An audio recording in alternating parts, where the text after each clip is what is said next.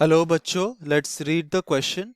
The question says, assume that for comfortable air travel, the horizontal component of acceleration should never be greater than 10 meter per second square, which is close to the value of g.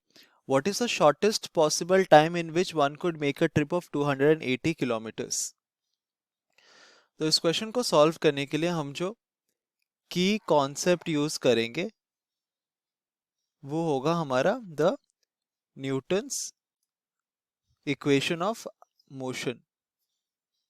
तो यहाँ पर लिख सकते हैं Newton's equation of motion.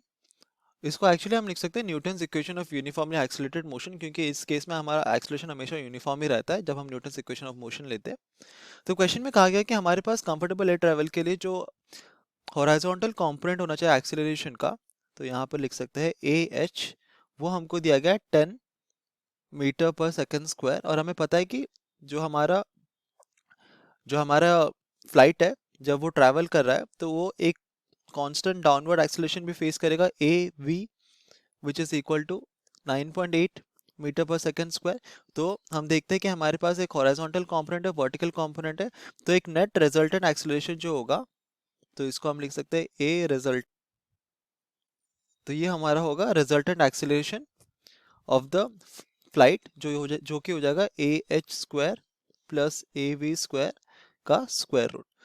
तो हम लिख सकते हैं कि हमारा रिजल्टेंट एक्सेलरेशन जो होगा ऑफ द फ्लाइट वो हो जाएगा एच स्क्वायर, जो होता है 10 square plus 9.8 whole square square root metre per second square. तो अगर हम इसको कैलकुलेट करेंगे तो हमको मिलेगा 100 प्लस 9.8 मल्टीप्लाइड बाय 9.8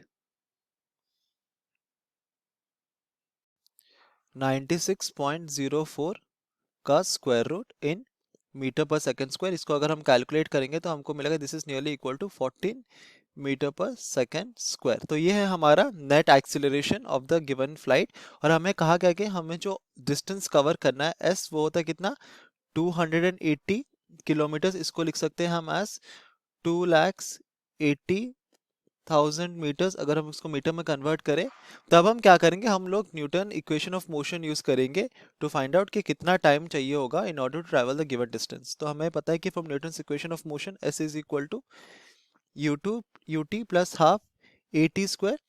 तो हम एज्यूम कर सकते हैं कि इनिशियली हमारा जो फ्लाइट था वो एट रेस्ट था, तो u इक्वल टू 0 हो जाएगा। तो हमें मिलता है s is equal to half A T square. s यहाँ पर है 2,80,000 और ये हो जाएगा 1/2 multiplied by 14 multiplied by T square. तो ये हो जाएगा बाय 7 और हमको मिलता है T square is equal to 40,000 second square. तो इसे हम कैलकुलेट कर सकते हैं, टी का वैल्यू हो जाएगा 40,000 का स्क्वायर रूट इन सेकेंड्स और T is equal to 200 seconds. तो अगर हम रिक्वायर्ड टाइम को इन टर्म्स ऑफ मिनट्स लिखे तो ये हो जाएगा इक्वल टू 3 मिनट्स 20 सेकेंड्स। तो इतना अमाउंट ऑफ टाइम हमें चाहिए होगा in order to travel the given distance at a constant horizontal acceleration of 10 meter per second square. Hope you understood it well. Best of luck.